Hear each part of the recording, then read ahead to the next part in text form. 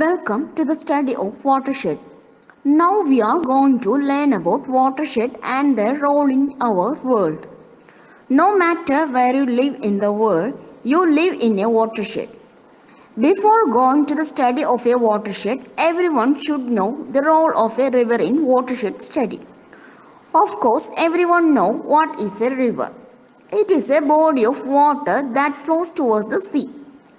It has large volume of water and its size varying from small to large. But where from it gets so much of water? To answer this question, we have to look its source of origin, where from the particular river gets its water. Rightly saying from the hills or ridges means a group of hills, where water starts to flow out from highlands to lowlands. Then how the hill gets the water? Of course through the precipitation, snow melt water and also from spring as a major source of water mainly from underground. As such, the water that flows from hills of adjacent area to small gullies, creek, brook and stream. Thus, two or more streams from adjacent two or more hills flow from different directions. Finally, this stream drains and merges with the main stream. This main stream usually called as river basin or drainage basin. Thus, the river has formed. It has major role in watershed study. That is, every river is part of a large system. That is a watershed, which is the land drained by a river and its tributaries. Let me have a look on what is a watershed. A watershed is an area that catches the water that falls to Earth's surface and drains it over land or underground. Thus, a watershed represents land area usually contains a well-connected stream network and well-defined outlet or discharge point, where the representative area drains when rainfall occurs. The watershed is commonly known by different names. It is often referred to as a drainage basin, river basin, sub-basin, catchment, sub-catchment or sub-watershed. No matter what name thus it indicates, but the definition of it remains the same, as an area of land that ultimately drains downslope to a common outlet. Then, how does watershed get water? Definitely, it is from the river sources, also called the headwater.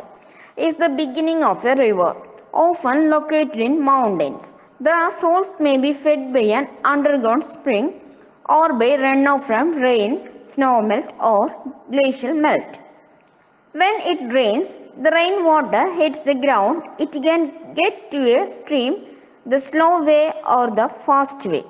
The slow way is by soaking into the ground and creeping through the soil. Slow is good because it allows the soil to filter and clean the water. It also prevents all of the water from getting to the stream at the same time. It facilitates to move the top to stream.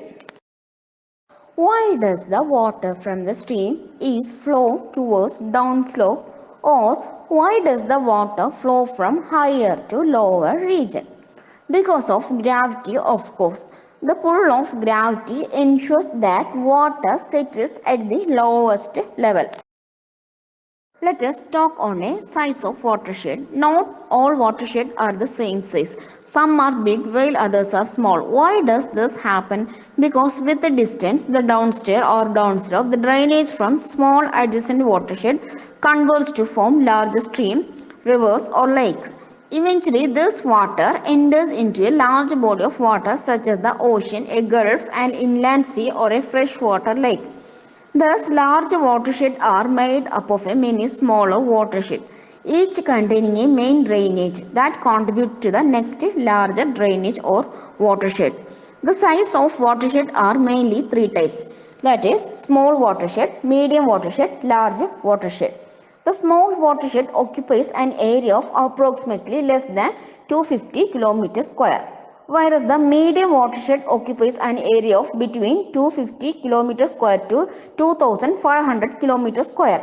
The large watershed occupies an area of more than 2500 km square. Next is drainage river. What is a drainage river? Of course, we know that watershed is a region of land within which water flows down into a specified body such as river, lake, sea or ocean from the ridges or the hills. That is, this ridge or hills separate two watersheds are known as drainage divide. Let's move on to know the catchment area. It is an area of land where water collects when it rains, often surrounded by hills. As such, the water that flows over the landscape, it finds its way into the stream and down into the soil, eventually feeding the river. Catchment area are separated from each other by watershed. Catchment area are divided into sub-catchment also along the lines of elevation. Next comes drainage basin, that is area drained by a river and its tributaries. Its borders are well defined by water divide that separate it from the other drainage basins.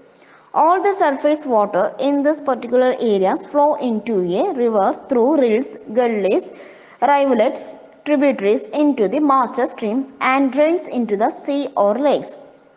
It is used interchangeably with catchment area. It is the same as a river basin. So, drainage basin, catchment area and river basin mean the same as in the Oxford Dictionary of Physical Geography. This is the picture which shows the example of river basin or the drainage basin, that is the area drained by a Ganga river and its tributaries. Let's have a look on a comparative picture of catchment, river basin and watershed. In the picture, the circled one along the tributaries of a major river indicate the catchment area of a river, where a river drains the water collected from a specific area. Actually, a catchment area means a river drains the water collected from a specific area, which is called its catchment area. Let's have a look on a river basin. An area drained by a river and its tributaries in the picture itself shows that the river basin or the drainage basin. Next comes to the watershed. The broken line along the major river and its tributary shows the watershed of a river. That means a river has many watersheds. It may be micro watershed, sub watershed according to its size. Thus, the river basin has many watersheds. Watershed is smallest unit of a basin.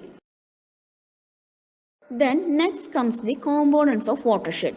Broadly, a watershed have 5 components, that is watershed boundary, sub-basin, drainage divides, stream network, outlet or the pour points. Next, we have look upon a components of water. There are 5 major components have noticed in the picture. They are watershed boundary. It is represented by green shade, that is bounded by mainstream, in which light green color which represent the sub-basin, that is larger watershed and can also contain the smaller watershed is known as the sub-basin. Black line represent the drainage divide, that is the boundary between watershed. The blue line indicates the stream network and the outlet or pour points is the point on the surface at which water flows out of an area. It is the lowest point along the boundary of a watershed. This is the picture which shows the difference between upstream and the downstream. That is upstream, moving against the flow of a river from low land to higher land towards its source. It always points to the river's source or headwater. Whereas downstream, the direction of a river flow from its source to its mouth, from highland to lowland area, always points to the end of a river or its mouth. This image which represents the comparative picture of river and its watershed boundary.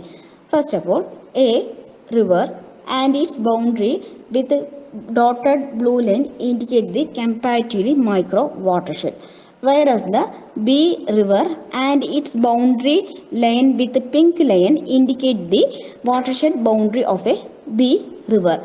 whereas the sea river and its watershed boundary dotted as green color indicate the watershed boundary of a sea river. Thank you everyone.